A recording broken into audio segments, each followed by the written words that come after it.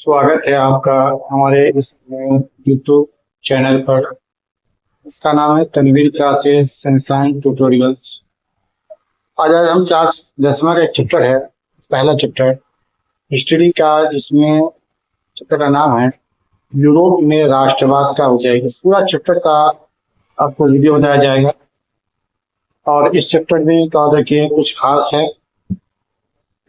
इसमें आपको समझाया जाएगा कि जर्मनी में कैसे हुआ, अमेरिका में कैसे।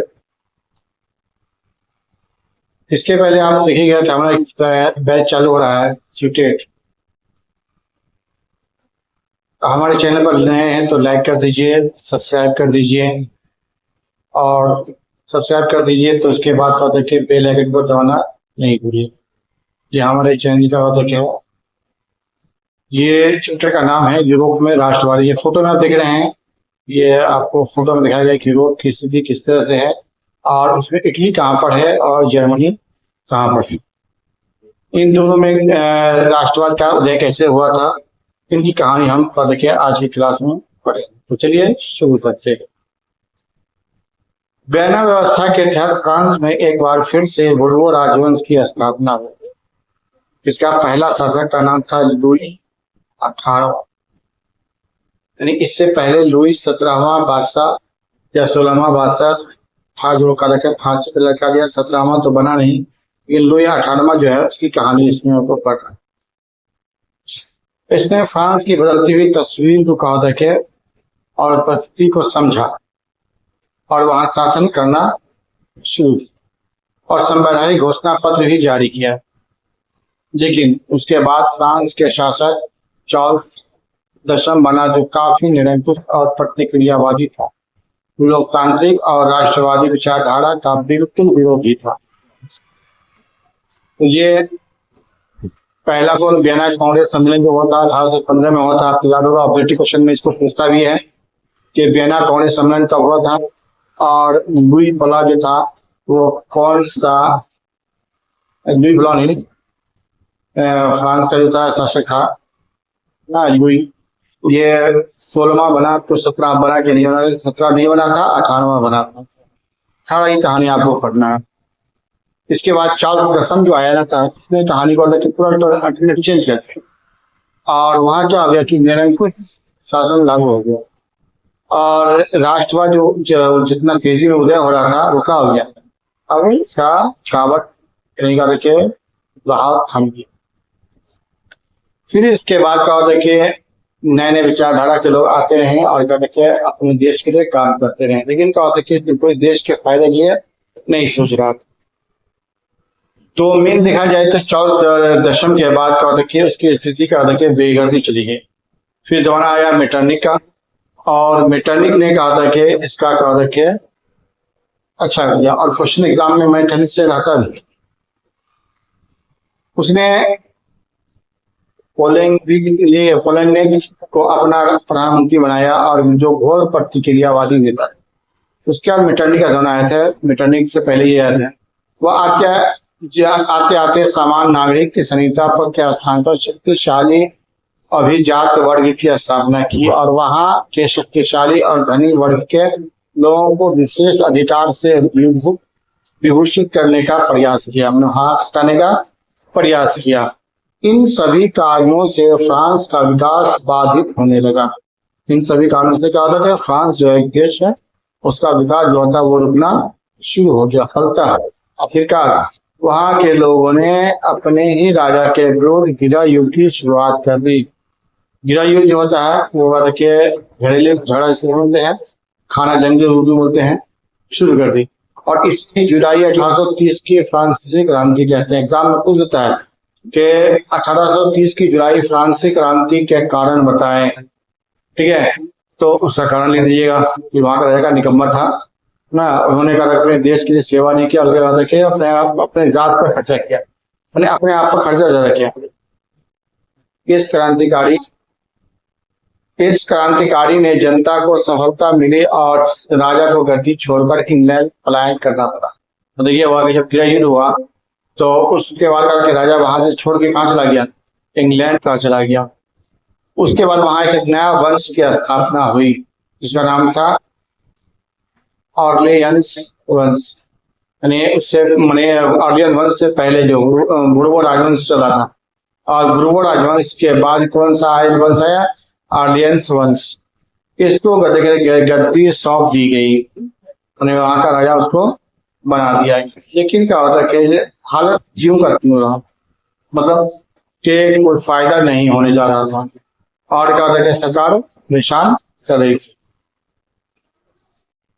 ठीक है, उसके बाद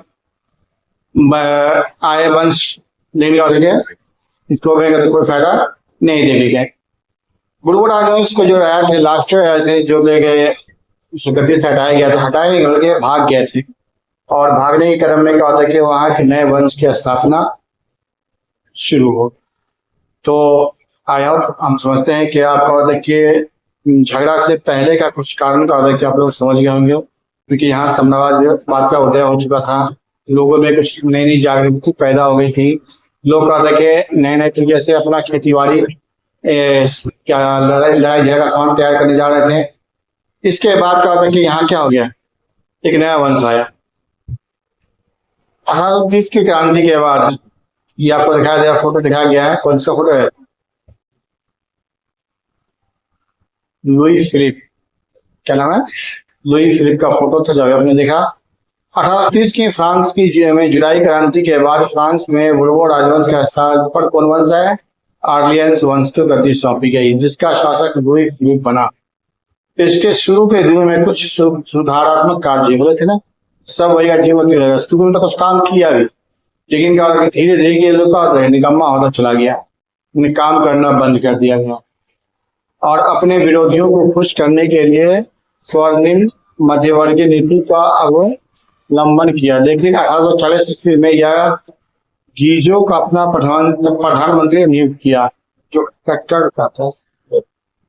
हुआ कि 1840 आते आते मतलब के 10 साल के बाद वह कहा कि एक नया प्रधानमंत्री जो कट्टर विरोधी था, वैधानिक, आर्थिक और सामाजिक सुधार नहीं चाहता था। वह पूंजीपतियों को अपने साथ रखना पसंद करता था, जिन्हें राजनीति में कोई अभिरुचि नहीं। मतलब हुआ तो सिर्फ पैसे वाले को ही, यानी पूंजीपति लोगों को ही अपने पास रखना पसंद करता था। पूंजीपतियों को गलत सलाह के कारण फ्रांस की स्थिति दिन प्रतिदिन बिगड़ती चली गई। कि सलाह अच्छा देगा तो देखिए देश चलेगा, अगर सलाह अच्छा नहीं देगा तो देश नहीं चलेगा। वहाँ क्या स्थिति दिन प्रतिदिन बिगड़ती चली गई, वहाँ बेरोजगारी और भूखमरी की स्थिति पैदा हो गई। वहाँ क्या हो गया, बेरोजगारी संख्या बढ़ती चली गई, और पैसा न होने के कारण या फिर सामान मुहैया न होने के कारण वहाँ भूखमरी की स्थिति मौजूद हो गई। न ही वहाँ कोई सकारात्मक कार्य हो रहा था, और न ही विदेशी नीति पर कोई सफलता हासिल हो रही थी। तो ये हुआ कि ना वहाँ कोई औजार बन रहा था, न कोई हथियार बन रहा था, न कोई सामान बन रहा था, न कोई फैक्ट्री की स्थापना हो रही थी। तो क्या हो गया, वहाँ सिर्फ क्या हो रहा था कि विदेश नीति में कोई सफलता हासिल भी नहीं हो रही। और इन सभी कारणों से फ्रांस की जनता एक बार फिर से क्रांति के लिए जागरूक हो गई, और लुई ये क्या हो गया, जागरूक हो गया, और लुई जो था फिलिप के विरुद्ध क्रांति की शुरुआत कर दी। इसे ही 1848 की फ्रांसीसी क्रांति कहा जाता है। मतलब कि वहां का राजा जो था लुई फिलिप्स, जिसका फोटो देखा था, उसके विरुद्ध क्रांति शुरू कर दिया। इसको आते हैं इटली का एकीकरण।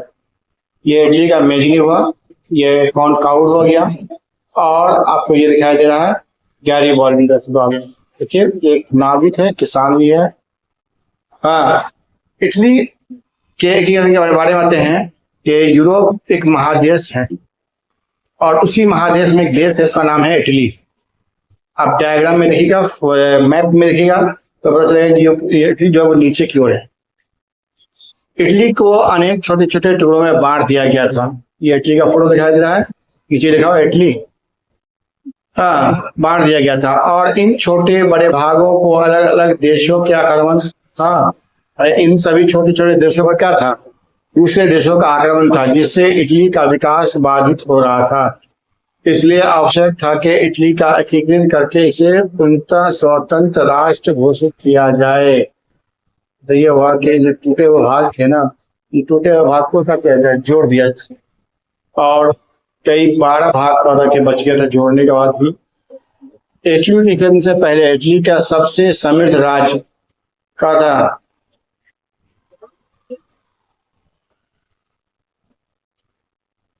सार्डिनिया। इटली के में राष्ट्रवाद का एक उप संस्थान की स्थापना, उग्र संस्थान की स्थापना किया गया राष्ट्र इटली के करण के लिए, जिसे कार्बोनरी कहा जाता है। कार्बोनरी के गुप्तचर था ये, यानी कहते छुप कर छापामारी युद्ध करता था, हमला करता था, नकाबपोश हमलावर बोलते हैं। इसका उद्देश्य क्या था कि छापामार युद्ध करके इटली को एकीकृत करना और स्वतंत्र राष्ट्र बनाना था। जोसेफ मेज़नी का संबंध भी इसी का संगठन से था।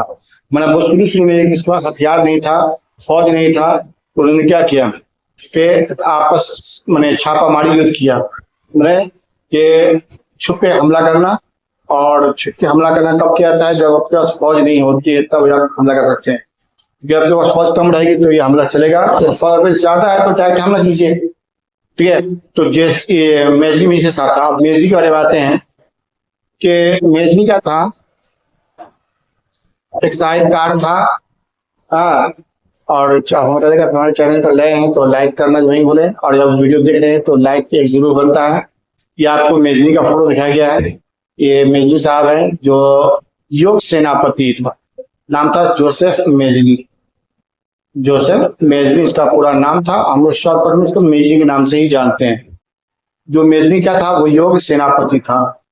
ये क्या क्या चीज नहीं था, तो आधुनिक राजनीति नहीं था, मैंने इसके पास नेतागिरी करने का कोई शौक नहीं था, इसके पास नेता का गुण नहीं पाया जाता था, व्यवहारिक गुण इसके पास नहीं था, और आदर्शवादी कार्य के गुण नहीं था। इनका था तो उसने क्या किया था, तो 1831 में यंग इटली की स्थापना किया, और 1830 में उसने क्या किया, यंग यूरोप की स्थापना की। मैंने दो नई पार्टी की स्थापना करने से वो हाईलाइट ज्यादा होगी। और बता दें कि ये कोई बहादुर नहीं था, या फिर कोई सेना में नहीं, लेकिन फिर भी उन्होंने कहा था कि अपने देश की जनता को उभारा लड़ने के लिए, ठीक है। चलते हैं मेज़नी का पढ़ते हैं। मेज़नी एक प्रसिद्ध साहित्यकार, योग सेनापति और गणतंत्रवादी विचारधारा के समर्थन थे। इनका पूरा नाम था जोसेफ मेज़नी, राजी थे। इसका पूरा नाम क्या नाम है, जोसेफ मेज़नी। हम लोग शॉर्टकट में मेज़नी ही बोलते हैं इसे, मेज़नी जोसेफ मेज़नी था। इनमें व्यवहारिक गुण कम और आदर्शवादी गुण अधिक था। यह आधुनिक राजनीति का बेहतर समझ नहीं रखता था, राजी थे। इसमें कहे गए नेतागिरी करने का तो उतना शौक नहीं था, या फिर उसका उतना गुण नहीं पाया जाता था। ये 1831 में यंग इटली की स्थापना किया था। यंग इटली स्थापना कब किया था, 1831 में। और 1834 में यंग यूरोप का स्थापना किया। हमने दो पार्टी बनाया, यंग इटली और यंग यूरोप का स्थापना किया। उसके न ही केवल इटली का बल्कि पूरे यूरोप में राष्ट्रवादी भावनाओं का प्रसार का प्रयास किया, किसने, मेज़नी ने। लेकिन जैसे ही ऑस्ट्रिया का चांसलर मेटरनिक ने इटली पर अपना ध्यान केंद्रित किया और वहां राष्ट्रवादी भावनाओं को दबाने का काम शुरू किया, मेज़नी हार मानकर इंग्लैंड पलायन कर गया। तो ये कोई नेता नहीं था, ये कोई युद्ध करने वाला आदमी नहीं था, और क्या था, एक छापामार युद्ध करता था। जैसे ही मेज़नी का आदर उधर से अटैक किया, जो मेज़नी युद्ध था वो होता है 1848 तक के काल को कहा गया है। 1830 से लेकर 1848 तक के काल को मेज़नी युद्ध के नाम से जाना जाता है। उसने जैसे ही कहा था कि ध्यान कहा कि यहाँ खड़ा गया इटली की तरफ, ये कहा क्या किया, भाग गया, जड़कोट था, भाग गया। आपको बता दें कि ये मेज़नी की कहानी हम कहा था कि अभी पढ़ रहे हैं, और मेज़नी की कहानी के बाद हम चलेंगे मेज़नी के अगले नेता बॉन्काउर के बारे में कहानी कहेंगे। उसके बाद और भी नेता सब हैं, जिसकी कहानी का था कि हम सुनेंगे। तो अभी हम चल रहे थे मेजनी के बारे में। मेजनी जो वो कहा था कि सिर्फ नेतागिरी में नहीं था, बल्कि कहा था कि युद्ध करने में, छापामारी युद्ध करने में बहुत माहिर था। और इन्होंने कहा था कि जनता को था क्या एक तरफ से इकट्ठा किया कि आपको लड़ाई कैसे करना है। इतना इसने क्या कर दिया, फायदा कर दिया। अब कंडीशन ये हो गया कि जैसे जर्मनी में, सॉरी इटली में यंग इटली की स्थापना हो गई और यंग यूरोप की स्थापना हो गई, तो लाल कुर्सी का भी गठन शुरू कर दिया गया और कार्बोनरी दल का था कि एक संगठन बन गया। कार्बोनरी दल जो था कहेगा, और गुप्तचर का विभाग भी किया गया। मतलब ये हुआ कि इटली को ऐसे अच्छी तरह से लपेट दिया। ये है काउंट काउल, फोटो दिखाई दे रहा है, एक नेता है। काउंट काउल के बारे में आते हैं कि मेजनी के बात कर रहे नंबर इसका आता है काउंट काउल का। ये सार्डिनिया पिरामिड के शासक विक्टर एनुअल से जिन्होंने काउंट काबुल को अपना प्रधानमंत्री बनाया था, मैंने काउंट काबुल को अपना प्रधानमंत्री बनाया था, वहां के बादशाह विक्टर एनुअल। काउंट काबुल एक अलग सफल कूटनीतिक से था। कूटनीतिक समझते हैं, मैंने छल कपट करने में माहिर था। मैंने छल करने का बहुत माहिर था। इसके बाद इटली के एकीकरण में ऑस्ट्रेलिया को सबसे प्रमुख बाधा मानता था। कौन मानता था? Count cowl. इसलिए वे पहले ऑस्ट्रेलिया को पराजित करना चाहता था। प्रधानमंत्री बनते ही वे अपने कूटनीति का परिचय दिया। कूटनीति का परिचय किसने दिया? काउंट काउल ने। 1853-54 के फ्रांस ऑस्ट्रेलिया के क्रीमिया के युद्ध के में फ्रांस की तरफ से अपनी सेना उतार दी। हालांकि फ्रांस ने इसके लिए कोई संधि भी नहीं किया और इस युद्ध में फ्रांस की जीत हुई। फिर पेरिस में फ्रांस और ऑस्ट्रेलिया के बीच एक शांति संधि हुआ, जिसमें काउंट काउल को भी आमंत्रित किया गया था। मतलब ये हुआ कि ये फ्रांस की तरफ से फ्रांस के लिए अपनी सेना भेज दिया लड़ने के लिए, क्योंकि ऑस्ट्रेलिया का अपना दुश्मन मानता था और ऑस्ट्रेलिया और फ्रांस के बीच लड़ाई चल रही थी।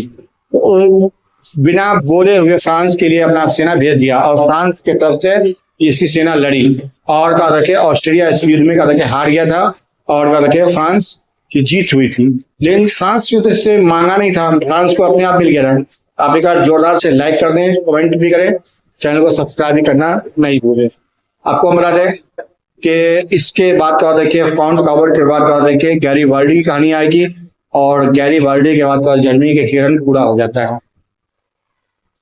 गैरीबाल्डी का फोटो दिखाया गया है और गैरीबाल्डी के बारे में एग्जाम में पूछता भी है क्वेश्चन कि गैरीबाल्डी पेशे से क्या था। तो पेशे से एक नाविक था। पेशे क्या था? नाविक था। और के उन्होंने अपने स्वयं सेवी समूहों और कर्मचारियों को मिलाकर सेना की एक टुकड़ी बनाई जिसे लाल कुर्ती कहा जाता है। मैंने अपनी फौज बनाया जिस फौज का नाम क्या रखा? लाल कुर्ती। अपनी सेना की सहायता से वे ये सबसे पहले सिसिली और नेपल्स पर आक्रमण किया और कुछ और दक्षिणी इटली को जीत लिया। ये हुआ कि पहले छोटे छोटे राज पर अटैक किया ताकि क्या था कि हमको कामयाबी अच्छी तरह से मिले और कुछ नेपल्स आक्रमण में कुछ दक्षिण के क्षेत्र जो था वो इटली को जीत के दिया तथा विक्टर एनुअल के प्रतिनिधियों के रूप में वहां की सत्ता संभाली। 1862 में जब वे रोम पर आक्रमण की योजना बनाई तब काउंट काउल द्वारा इसका विरोध किया गया। काउंट काउल उसमें जिंदा था इसलिए इसको विरोध किया। गैरीबाल्डी ने कहा था कि इस योजना को त्याग दिया कि हाँ चलो हम लड़ाई नहीं करेंगे। मतलब ये हुआ कि काउंट काउल के जो था उसमें नेता जो था जो कहा था कि उसका बात को कहा और मान लिया। फिर क्या हुआ? उसकी भेंट कहा था कि गैरीबाल्डी से हो गई काउंट काउल की भेंट और गैरीबाल्डी ने दक्षिणी इटली के जीते गए सभी क्षेत्र को विक्टर एनुअल के नाम सौंप दिया। हालांकि उन्हें वहां का शासक खुद बनने का प्रस्ताव भी मिला लेकिन वे उसे अस्वीकार कर दिया। मतलब बादशाह बनने का उसको सुनहरा मौका मिला था लेकिन उन्होंने क्या कर दिया? इनकार कर दिया कि हम बादशाह नहीं बनेंगे, क्योंकि वो एक साधारण किसान के भांति जीवन यापन करना चाहते थे। बता दिए कि ये तो पेशे का नाविक था लेकिन बेटा किसका था? किसान का बेटा था। पेशा उसका नाविक था, मल्लाह करता था। लेकिन क्या होता कि उसका बाप किसान था, वो क्या था किसान के भांति क्या था जीवन यापन करना चाहता था। उनके इस त्याग और बलिदान की भावना की सराहना भारतीय स्वतंत्रता संग्राम में भी जमकर किया गया तथा लाला लाजपत राय द्वारा इसकी जीवनी भी लिखी गई। हमारे देश के एक नेता थे राजा राम मोहन राय और लाला लाजपत राय। जिस लाला लाजपत राय जैसे नेता जिसको ने लाठी मारा था 1922 में, उसकी मृत्यु हो गई थी। 1862 में काउल की मृत्यु के बाद गैरीबर्डी और विक्टर एनिमल मिलकर के शेष इटली को एकीकृत करने का प्रयास किया। मतलब ये होगा कि 1862 में जब काउल का इंतकाल हो गया, डेथ कर दिया, मृत्यु हो गया, उस मृत्यु के बाद क्या होता है कि वहां के कौन गैरीबर्डी और विक्टर एनिमल वहां के बादशाह थे, इन दोनों ने मिलकर क्या होता है कि इटली को जो बच गया था एरिया उसको एकीकृत माने एक तरफ मिलाने का प्रयास किया। ठीक है, इन प्रयास में उससे बहुत हद तक सफलता भी मिली और इस तरह से इटली का एकीकरण संपन्न हुआ। इटली के एकीकरण करने में 3 नेता का हाथ था। तो मेजनी को इटली के एकीकरण का पैगंबर या मसीहा कहा जाता है। इटली को एकीकरण का पैगंबर या मसीहा किसको कहा जाता है? मेजनी को। काउल को कूटनीति कहा जाता है और गैरीबाल्डी को इटली का तलवार कहा जाता है। चलाते हैं जर्मनी के बारे में। ये फोटो है जर्मनी का। ये जर्मनी उस समय का एक देश था जो जिसके नीचे आपको दिखाया गया उजला कलर से, वो का है ऑस्ट्रेलिया। और इसी के विरुद्ध करके उन्होंने सब लड़ाई किया ऑस्ट्रेलिया के खिलाफ। और ऑस्ट्रेलिया सबके लिए बाधा बन रहा था, उसमें ताकतवर था, कोई इसे लड़ नहीं रहा था। चलिए चलते हैं कि इटली का था, उसमें क्या था छोटे छोटे राज्यों में बटा हुआ था। कहा गया कम से कम 300 छोटे बड़े राज्य थे। आपको ये लिख लीजिएगा यहाँ से, इटली का रखे छोटे छोटे राज्य थे कितने, और छोटे बड़े राज्य थे इसमें कितना थे राज्य? 300 छोटे बड़े राज्य थे। और सबसे शक्तिशाली राज्य जो था वो पर्सा था, जो डाइट था। हाँ, और इसमें राष्ट्रवाद की भावना जगी थी और इसने अपने देश को स्वतंत्र करने का प्रयास किया था। राष्ट्रवाद का भावना जो जगह किसमें? पर्सा में। नेपोलियन बोनापार्ट की कहानी आपको हम बता दिए थे इससे पहले भी कि नेपोलियन बोनापार्ट का किस तरह का नेता था और उसने क्या किया, अपने देश को स्वतंत्र कराने का भरपूर प्रयास किया। और उसने अपनी फौज से क्या इंग्लैंड में क्या कब्जा किया था और इंग्लैंड को एक चालबाजी के थ्रू जीता। 1835 में, हाँ ये आप कहानी लीजिए, ये सब जो आपको उसके स्क्रीन पर दिखाई दे रहा है, आप इनको नोट कर लेंगे तो बेहतर रहेगा। आपके लिए क्वेश्चन का आपको ज्यादा पूछे जाते हैं और ऑब्जेक्टिव क्वेश्चन में ज्यादा क्वेश्चन बहुत ज्यादा मात्रा में रहते हैं। इसलिए मेरा एक रिक्वेस्ट बनता है आप लोग से कि ये ऑब्जेक्टिव क्वेश्चन में बहुत ज्यादा पूछेंगे। वीडियो को अगर रखें पॉज करके या वीडियो को जूम करके, हाँ जैसे भी हो इसको क्या करिए आप लिख लीजिएगा कि क्या इसको बोलने से बेहतर है इसको आप सही से लिख लेते। मेजनी के बारे में आते हैं। मेजनी का एकीकरण किसने किया था? सॉरी, जर्मनी का एकीकरण किसने किया था? तो जर्मनी का एकीकरण किसने किया था? बिस्मार्क ने।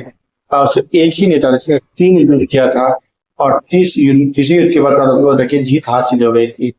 यहाँ इटली में 3 नेता थे लेकिन वहां जर्मनी में क्या था? सिर्फ एक नेता था जिसने याद रखे उसको पैगंबर कहिए, मसीहा कहिए, तलवार कहिए, कूटनीतिक कहिए, जो कहिए, वो सब क्या था? Single area.